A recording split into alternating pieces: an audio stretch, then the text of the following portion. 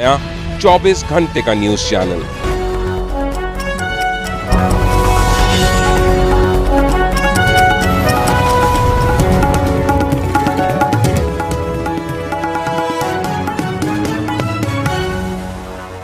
जय हिंद दर्शकों, आपका बहुत बहुत स्वागत है। आप देख रहे हैं FN इंडिया 18। मैं हूं आपका होस्ट वासिल खान अलिफ। भारत सरकार की ओर से कृषि सुधार को लेकर के 3 बिल आए थे जो कि अब कानून का रूप ले चुके हैं। उसका आम जिंदगी पर क्या प्रभाव पड़ता है, व्यापारी वर्ग पर क्या प्रभाव पड़ता है, इसी को लेकर के आज हम यहाँ पर आए हैं गंगोह मंडी समिति में। हमारे साथ मौजूद हैं व्यापार मंडल के तीनों जो गुट हैं उनके अध्यक्ष यहाँ पर मौजूद हैं। सबसे पहले मैं स्वागत करना चाहूँगा बड़े ही आदरणीय श्री मोल्लडमल गर्ग जी का, जो कि पिछले 50 वर्षों से व्यापारी हितों की लड़ाई लड़ने का काम कर रहे हैं। ये अध्यक्ष हैं उद्योग व्यापार मंडल गंगोह के। बहुत बहुत स्वागत है, धन्यवाद। साथ ही साथ हमारे साथ मौजूद हैं श्री प्रदीप तायल जी, जो कि अध्यक्ष हैं उत्तर प्रदेश उद्योग व्यापार मंडल प्रतिनिधि के, और हमारे साथ मौजूद हैं धन्यवाद। हमारे साथ मौजूद हैं आदरणीय राजकुमार गुप्ता जी, जो कि अध्यक्ष हैं गंगोह में उद्योग व्यापार प्रतिनिधि मंडल के। बहुत बहुत धन्यवाद। मेरा पहला प्रश्न आपसे ये है, कृषि सुधार को लेकर के जो 3 बिल लाए गए हैं, इसका व्यापारी वर्ग पर क्या प्रभाव पड़ता है, इसके बारे में आप क्या सोचते हैं? नहीं, मतलब व्यापारी वर्ग पे एक तो भ्रामक प्रचार ये हो रहा, अब इन बिल के आने से मंडियाँ बर्बाद हो जाएंगी। अगर ऐसा है तो निश्चित तौर से व्यापारी प्रभावित होगा। दूसरी बात, जैसा भी सरकार कह रही है किसान अपना माल बेचने के लिए स्वतंत्र है, पहले भी स्वतंत्र था। अब जो ये ऑनलाइन बिक्री काश्तकार की, जैसा बिल में बताया गया, कैसे संभव हो सके? किसी काश्तकार पे मान लो 20 कुंटल धान है जी, वो उसका ऑनलाइन कहाँ बिक्री करेगा? आप बताओ, पैकिंग कैसे होगा उसका फिर जहाँ वो ले जाना है वहाँ तक कैसे ले जाया जा सकेगा? इस सब काम के लिए एक प्रोसीजर बना हुआ है, एक चैन बनी हुई है, उस चैन के माध्यम से ही काम होगा। बिल्कुल। अब हमारा कहना ये है कि एक और तो सरकार ने मंडियों को इतना विकसित किया, मंडी परिषद ने इतना लागत से ये तमाम मंडियाँ बनाई, दूसरी ओर मंडियों में बिल्कुल ख़त्म कर दिया। अगर कोई काश्तकार मंडी में माल लावेगा तो उस पर 2.5% मंडी शुल्क दे होगा। बिल्कुल। लेकिन अगर वो मंडी से बाहर नंबर 2 को बढ़ावा मिलेगा, उस पर कोई मंडी शुल्क। जब ओपन मार्केट कर दी जाएगी तो फिर वो कहीं भी बेच सकता है। हाँ, तो उस पर कोई मंडी शुल्क नहीं। फिर मंडी में क्या करेंगे हम? हमारे साथ बहरहाल हमारा परिवार जुड़ा हुआ है, मुनीम है उसका परिवार जुड़ा हुआ है, हमारा नौकर है उसका परिवार जुड़ा हुआ है, लगभग 2000 पल्लेदार हमारी मंडी में काम करते हैं, उन सब का परिवार यहाँ जुड़ा हुआ है, वो बेकार हो जाएंगे।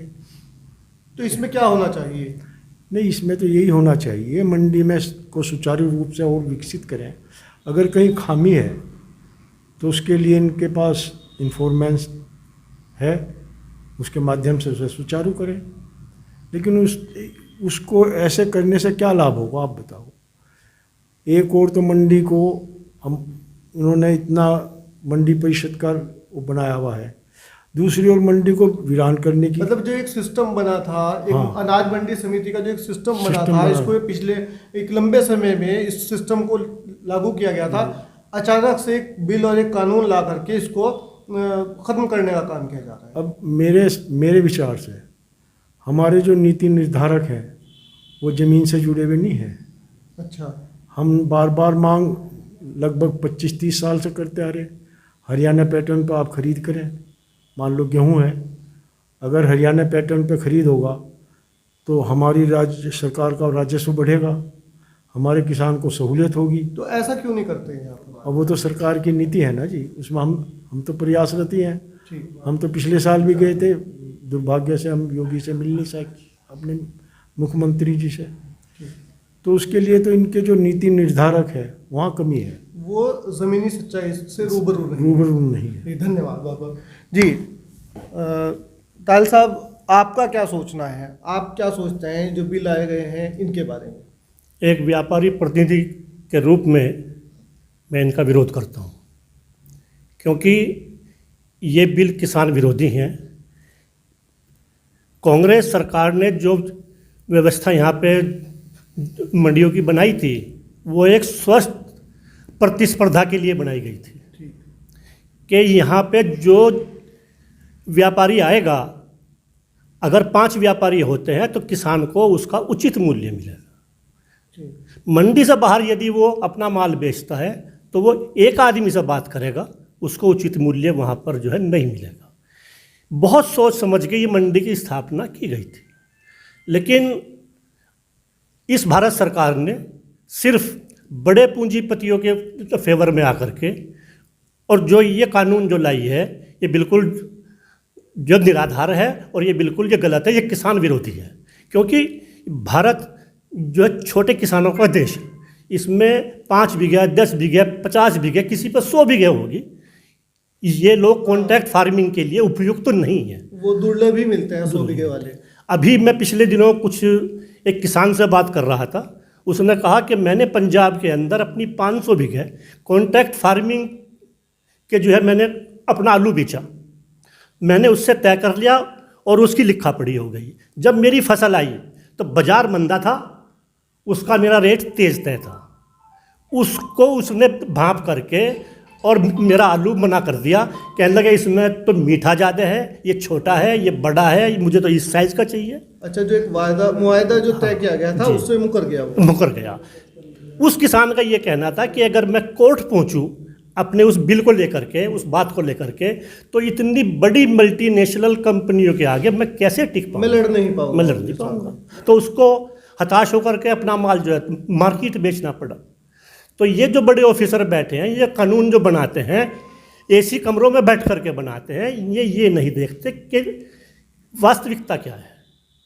एक किसान को जो उसका सही मूल्य मिल सकता है वो मंडी की मार्फत ही मिल सकता है और कहीं नहीं मिल सकता। तो मैं इनका विरोध करता हूँ और मैं इनके विरोध में हूँ। ठीक, धन्यवाद जी। गुप्ता जी, आप? मैं तो 2 ही बात कहूँगा आपको। हमारे वैसे तो दोनों अध्यक्ष जी बैठे हैं जो इन्होंने अभी आपके सामने विचार रखे हैं, मैं इनके से सहमत हूँ। सही बात तो यह है कि किसान जो है परेशान है बहुत, और इतना परेशानी जैसे कानून बनाया है कि कोई भी व्यक्ति अपनी फसल कोई भी किसी राज्य में ले जा सकता है, कोई रोक टोक नहीं है। पर इतनी रोक टोक पहले नहीं थी जितनी इस वक्त खड़ी हो गई है। नहीं, ऐसा ये जो बार बार कहा जा रहा है, सरकार की ओर से एक बात कही जा रही है कि अब कहीं भी जा सकता है किसान तो पहले भी जा सकता था, पहले कोई रोक टोक थी? पहले भी रोक टोक थी तो कम थी, लेकिन इस वक्त ज़्यादा हो गई है। लेकिन अब तो यहाँ पर हरियाणा में रोक दिया गया है। हरियाणा में अभी परसों गई थी ट्रॉली, वो सारी रात खड़ी रही, जाने नहीं दी इसे। 2.5% मंडी शुल्क लगा है, मंडी के अंदर तो 2.5% लगा है, बाहर अगर हम करेंगे वहाँ कोई मंडी शुल्क नहीं है, ओपन मार्केट हो गया। इसलिए ये सबसे बड़ी समस्या ये है कि सरकार या तो कानून ऐसा बनावे कि जो बाहर हो या अंदर हो एक ही बनना चाहिए, या फिर अंदर की मंडी शुल्क जो लगाया है वो भी समाप्त होना चाहिए। हमने मांग करी थी दिल्ली में कॉन्फ्रेंस में, हमारे माननीय कृषि मंत्री जी आए थे, सबने यही एक उनको ज्ञापन दिया था कि ये मंडी शुल्क भी जब सारे जो मंडी शुल्क है या और भी टैक्स है सारे माफ़ कर दिए, एक ही टैक्स लगाया है सारे उसमें समाज में, हाँ, तो वो इसको हटा देना चाहिए। बहुत कोशिश करी, मंत्री जी ने आश्वासन भी दिया कि आपका जो सुझाव है ये वाकई जो है सही है और मैं इसको 1 या 1.5 महीने के अंदर अंदर इस पर कोई ना कोई लागू करने की पूरी कोशिश करूँगा। वो आज तक नहीं हुई। इसका मतलब सरकार व्यापारी और किसानों को धोखा देने पर लगी है और इसका कोई काम नहीं। बस आड़त व्यवस्था पर क्या असर पड़ा है? व्यवस्था, आड़त की व्यवस्था ये है कि इस वक्त तो जो माल आ रहा है वो यहाँ भी आ रहा है, यहाँ नहीं बिकता माल, किसान अपना वापस चला गया, परेशानी उठानी पड़ रही। आज अभी एक ट्रॉली धान की आई थी, किसी ने नहीं ली, वो किसान मायूस है, कहाँ जाएगा ले करके इसको। तो ये सबसे बड़ी समस्या ग्राहक नहीं है। ग्राहक मान लिया मंडी में यहाँ माल आया मोटे अनाज का और हरियाणा सरकार ले रही है सारा माल, जो किसी की व्यापार स्थल पर कोई जौन सा भी माल आ रहा मोटे वाला वो सारा खरीद कर रही है, यहाँ कोई लेने वाला नहीं है। ये कानून दोबारा जो 2 जगह बना रखे हैं, अब वहाँ ले लेगी और यहाँ सरकार नहीं लेगी। इससे भी बहुत परेशानी खड़ी हुई भी है, किसानों को बहुत ज़्यादा तकलीफ है। अध्यक्ष जी ने भी बताया, उनको काफ़ी एक्सपीरियंस है, व्यापारी हितों की लड़ाई भी लड़ते हैं, आपको भी, आप दोनों भी बहुत एक्सपीरियंस रखते हैं। अभी अध्यक्ष जी ने बताया कि हरियाणा का जो सिस्टम है खरीद का जो हरियाणा के अंदर खरीद का सिस्टम है वो यूपी में भी लागू होना चाहिए, उसके बारे में बिल्कुल होना चाहिए लागू सब जगह एक ही कानून के मुताबिक खरीद होनी चाहिए। हमारे यहाँ सारे कानून अलग हैं, हरियाणा में सारे कानून अलग हैं। ये तो सरकार ने गलत कर का काम। हमारे यहाँ भी छूट होनी चाहिए पूरी कि आड़तियों द्वारा ही खरीद होनी चाहिए जैसे वहाँ हो रही, फिर किसानों को दिक्कत नहीं होगी किसी तरह की। पिछली बार तो सरकार थी, 4 साल पहले अखिलेश सरकार थी, तो तब भी आपने मांग उठाई थी कुछ मांग तो पहले से ही उठाते आ रहे हैं, लेकिन हमारी मांग कोई सुनने वाला है नहीं है। और कोई बदलती है, हाँ बदलती, कोई नहीं सुनती सर, इसमें कोई कभी नहीं सुनती है, ये बड़ी समस्या। अध्यक्ष जी, आड़त व्यवस्था पर क्या असर पड़ेगा, आप क्या सोचते हैं इस बारे में? देखो, मैं समझता हूँ कि हमारे जो एरिया है इसका छोटा किसान तो मंडी में ही आएगा, वो मंडी से बाहर नहीं जाएगा, क्योंकि हमारा उसका चोली दामन का साथ है और बहुत पुराने टाइम से हम सब एक ही परिवार के रूप में यहाँ पे रहते हैं, सुख दुख का साथी सुख है। दुख के हम साथी हैं। आपको एक बात बताऊं, जब श्रीमती सुषमा स्वराज जी विपक्ष की नेता थी, उन्होंने पार्लियामेंट के अंदर आड़तियों के फेवर में एक बयान दिया था और ये कहा था कि किसान का एटीएम है जो है मंडी का व्यापारी। हाँ, एनी टाइम मनी इन्होंने एटीएम कहा था, और आज उसी पार्टी की सरकार इस व्यापारी को बर्बाद करने पर तुली हुई है और ये किसान को भी बर्बाद करने पर तुली हुई है। तो आपको नहीं लगता है कि ये सरकार उद्योगपतियों के बहकावे में बिल्कुल बहकावे में है उन लोगों के, ये मल्टीनेशनल कंपनियों के। असल में ये जो लाई है कानून, ये जो विकासशील बड़े बड़े ये देश हैं उनके पैटर्न पर लाई है। वो ये नहीं देख रही है कि हमारा हिंदुस्तान जो है किस स्थिति में है। हमारे चौधरी चरण सिंह कहा करते थे, अगर यहाँ का किसान रहेगा जिंदा तो ये मुल्क जिंदा रहेगा। लेकिन इस सरकार को छोटे किसान की, आपने तो यहाँ सीलिंग लगा रखी है, मतलब किसान के लिए कोई भी जो है 75 बीघे से ऊपर खेती नहीं कर सकता, तो वो छोटा किसान ही माना जाएगा। बिल्कुल है, तो ये उसके फेवर में कहाँ। एक छोटा किसान अगर कहीं बंगाल में 500 रुपये रेट तेज भी है तो उसके पास क्या साधन है कि वो अपना माल भाल आके बेचेगा। बिल्कुल सिर्फ सिवाय बरगला रही है सरकार, और कुछ नहीं कर रही है। मैं इनका जब पुरजोर विरोध करता हूँ।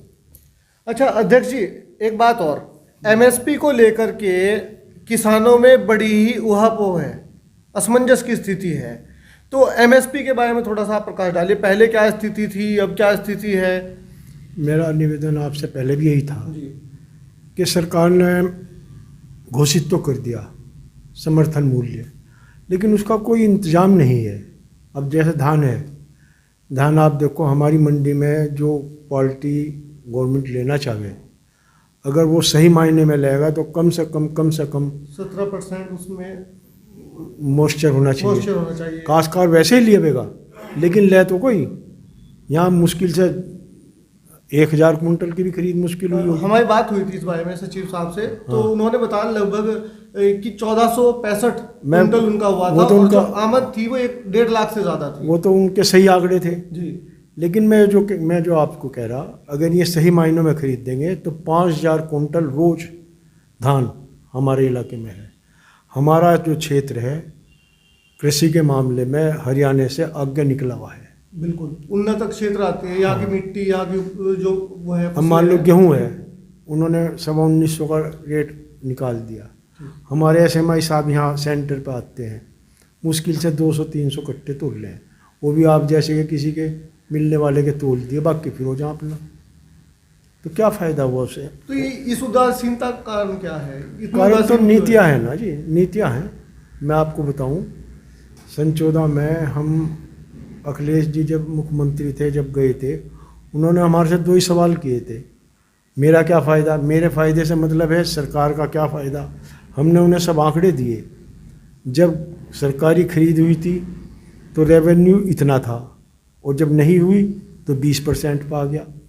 किसान का क्या फ़ायदा, अब आप भी देख रहे, और मैं आपसे फिर निवेदन करूँगा कि जो दिक्कत है किसान की या व्यापारियों की, वो आपको अपने माध्यम से सरकार तक पहुंचानी चाहिए। बिल्कुल वहाँ हमने उन्हें दिखाया, देखो आपके काश्तकार पे लाठी बरस रही। अभी जैसे इन्होंने हमारे प्रदीप भाई ने बताया कि वहाँ 2-3 दिन पड़े रहे लोग, काश्तकार मारे फिरे, क्या फ़ायदा वो उसका एक सिस्टम बनावें। भाई धान इस रेट लिया जाएगा, यो इसका सिस्टम होगा, कोई दिक्कत ही नहीं है। अच्छा, अब मान लो एक जिस काम को हम 70 आड़ती 24 घंटे ड्यूटी में कर रहे, तो उसे एक SMI कैसे कर लेगा, आप बताओ। नहीं, बिल्कुल नहीं कर सकता है। आपके पास एक इतना बड़ा परिवार नेटवर्क है, इतना बड़ा नेटवर्क है आपका, और इतना बड़ा एक्सपीरियंस है। तो बताओ यार, वो तो बाबूजी है, गाड़ी में आवेगा 100-150 क्विंटल गेहूँ खरीद। वो तो टारगेट ही है, सचिव साहब से बात जो हुई थी वो टारगेट ही 1000 क्विंटल का बताए अच्छा, थे। फिर? मतलब जब टारगेट जहां पर 1.5 लाख क्विंटल की आमद हुई, वहां पर टारगेट सिर्फ 1000 क्विंटल का। तो वही मतलब है ना जी, इन जो धरती से जुड़े हुए लोग हैं वो तो नीति बना रहे। नीति तो AC में बैठ के उन्होंने बना दी उन्होंने, भाई चलो बाहर काश्तकार का है वो फ्री है, लाभ। हमारे नेता भी स्टेज पर खड़े होकर कह रहे हैं आपका लाभ, कहाँ लाभ होगा। मैं आपसे जैसा पहले भी कहा, 20 क्विंटल वाला काश्तकार जिसकी 5 बीघे ज़मीन है उस पर 20-25 क्विंटल, वो कहाँ उसे ऑनलाइन लियो पिलेगा। अच्छा, अगर उसको हरियाणा में अच्छा रेट मिल रहा है, या हरियाणा में कोई सुविधा उसको यूपी के मुकाबले मिल रही है, तो वो इतनी परेशानी उठा करके, रात भर दिक्कत उठा करके तब जा रहा है। वही सुविधाएं अगर यहाँ पर मिल जाए तो फिर वो अपना घर छोड़ करके क्यों जाएगा? यहाँ क्यों वो बॉर्डर पर वो जाता ही नहीं। जिस साल यहाँ खरीद हुई, हमने गवर्नमेंट रेट से 5 रुपये ज़्यादा दाम दिए किसान को, ऑन रिकॉर्ड जी, लेकिन उस बात को कोई लागू तो नहीं करता ना।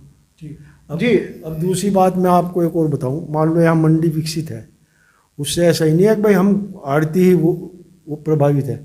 मान लो हमारा क्षेत्र का इतना दुकानदार है, कम से कम 2-2.5 हज़ार सब तरह के दुकानदार गंगों में होंगे, आसपास में होंगे। अगर किसान पर पैसा आवेगा तो यहीं से सामान लेगा, और अगर हरियाणा से वो धान बेच कर आ, हरियाणा से सामान लिया, हमारे दुकानदार भी खा ली। तो नीति तो ऐसी है ना जी। मान लो एक तरफ नीति है बड़े बड़े मॉल की बना रहे, तो जो छोटा दुकानदार है मर गया। कहाँ है छोटा दुकानदार? जो चीज़ आपको दुकान पे 10 रुपये की मिलेगी वहाँ 9 की मिलेगी, तो वहीं से लेना पसंद करेगा। बिल्कुल।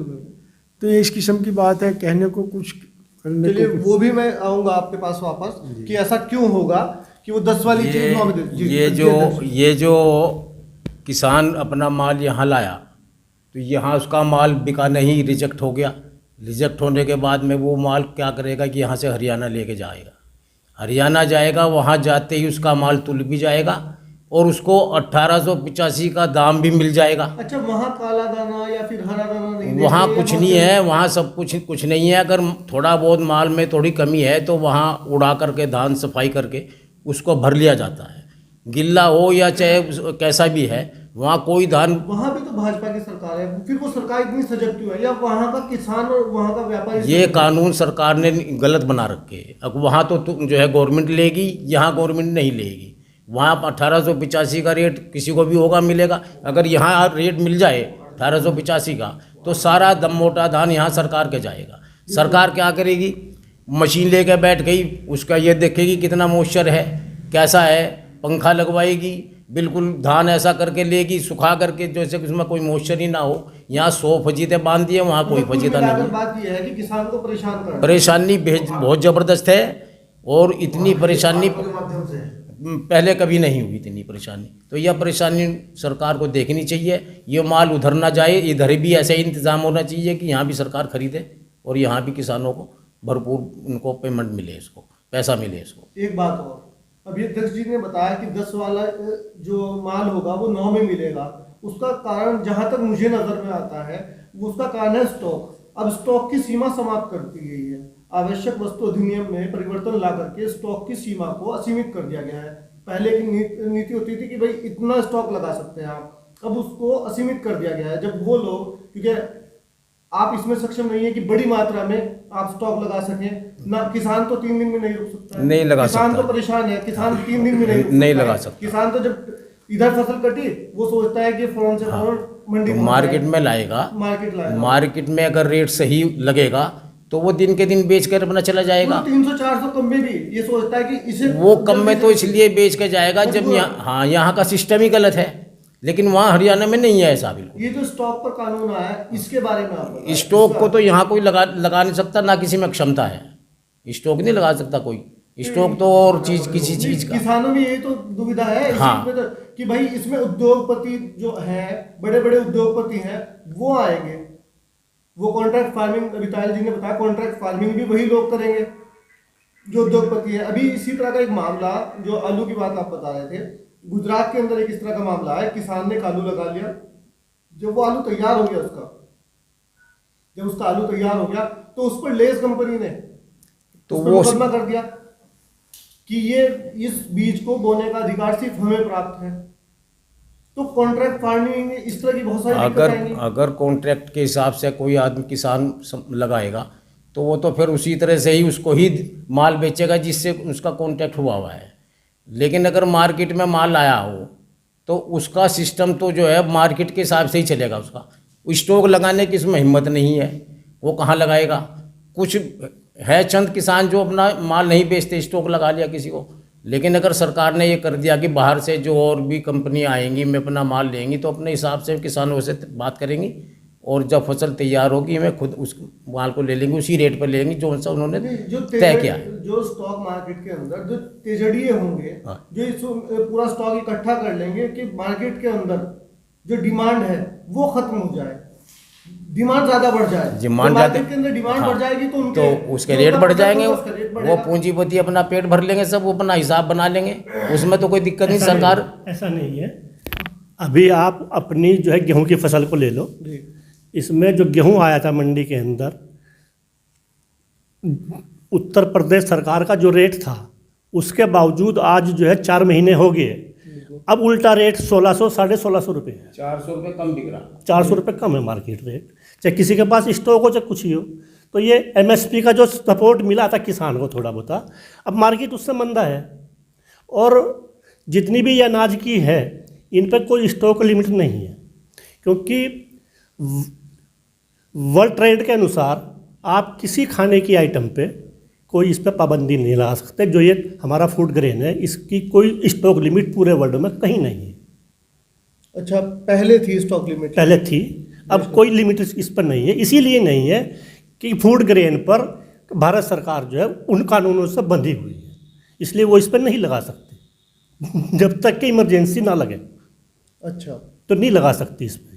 अच्छा, ये जो अभी मैं एक पिछली डिबेट में जो था जी। तो वहाँ पर एक जो वक्ता थे उन्होंने बताया था कि ये जो पूरे वर्ल्ड को जो एक तरह से ऑर्गेनाइज करके चलती है, इंडिया में भी जो कानून लाए गए हैं ये वर्ल्ड ट्रेड ऑर्गेनाइजेशन जो है उसी के पैटर्न पर, उसी के इशारों पर लाए गए हैं ताकि उद्योगपतियों को उसका लाभ मिले। क्योंकि WTO जो काम करता है वो किसानों के लिए तो काम नहीं करता ना। उसका किसानों से कोई मतलब नहीं है। वो आड़तियों के लिए भी काम नहीं करता है, आड़तियों से उनका कोई मतलब नहीं है। वो तो जो बड़े उद्योगपति हैं जो कि पूरे के पूरे नेशन को चलाने का काम करते हैं, देश तक चलाने का काम करते हैं, तो उनके इशारों पर काम करता है। हमारे हिंदुस्तान की स्थिति उससे भिन्न है। मैंने आपको पहले भी कहा ये किसानों का देश है और यहाँ छोटा तबका बहुत ज़्यादा है। अगर आप बड़े तबके की बात करेंगे तो शायद 1% भी नहीं होंगे। जैसे आपके पंजाब के पूर्व मुख्यमंत्री प्रकाश सिंह बादल है, उनका तराई के अंदर बहुत बड़े बड़े उनके फार्म है, कहीं कहीं 1000 बीघे के, क्योंकि वहाँ पर जो है सीलिंग कानून नहीं है। लेकिन हमारे उत्तर प्रदेश में है तो यहाँ तो कोई व्यापारी मतलब कोई किसान जो है 75 बीघे से ऊपर नहीं रख सकता। तो छोटा किसान है, उसको तो अपनी ज़रूरत पूरी करनी है। तो हमारी सरकार को ये चाहिए था कि वो पहले अध्ययन करती, मार्केट का अध्ययन करती, अपने क्षेत्र का अध्ययन करती। मतलब सिर्फ IAS ऑफिसरों के चंगुल में आकर के ये उन्होंने कानून बनाया। जमीनी स्तर पर कोई काम नहीं, कोई काम नहीं, ना ही कोई सर्वे किया गया है। हमारा दुर्भाग्य है कि उत्तर प्रदेश इतना बड़ा प्रदेश है, हरियाणा छोटा सा प्रदेश है, वहाँ पर हर MP MLA पर वहाँ की पब्लिक की पकड़ है। अभी पिछले साल मुख्यमंत्री ने वहाँ पर जो है भारत सरकार के निर्देश पर खरीद बंद करने का फैसला किया था।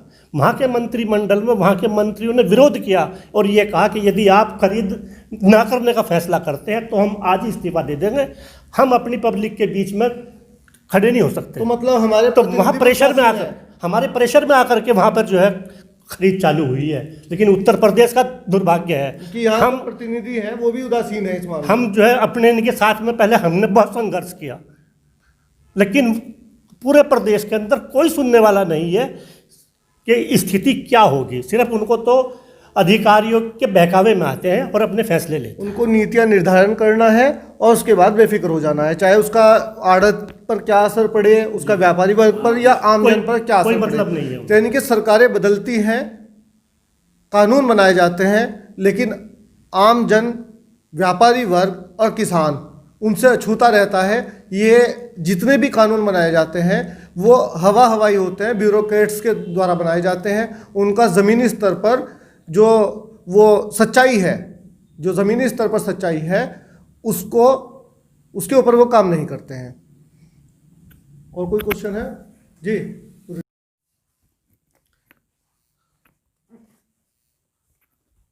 रेडी?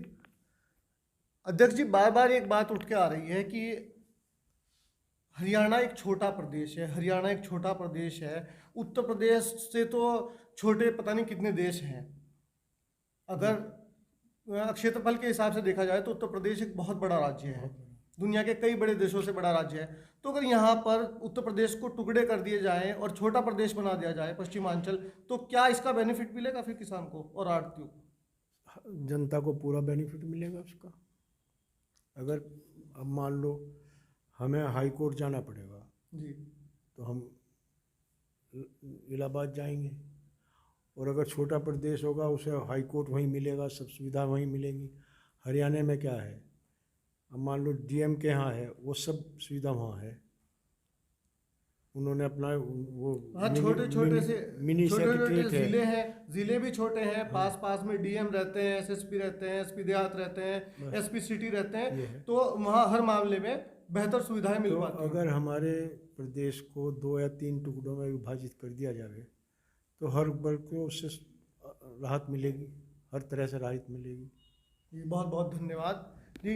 तायल जी, आप क्या सोचते हैं, अलग राज्य बनना चाहिए, छोटा होना चाहिए बिल्कुल, राज्य? मैं तो इस प्रदेश के जो है 4 टुकड़े होने चाहिए।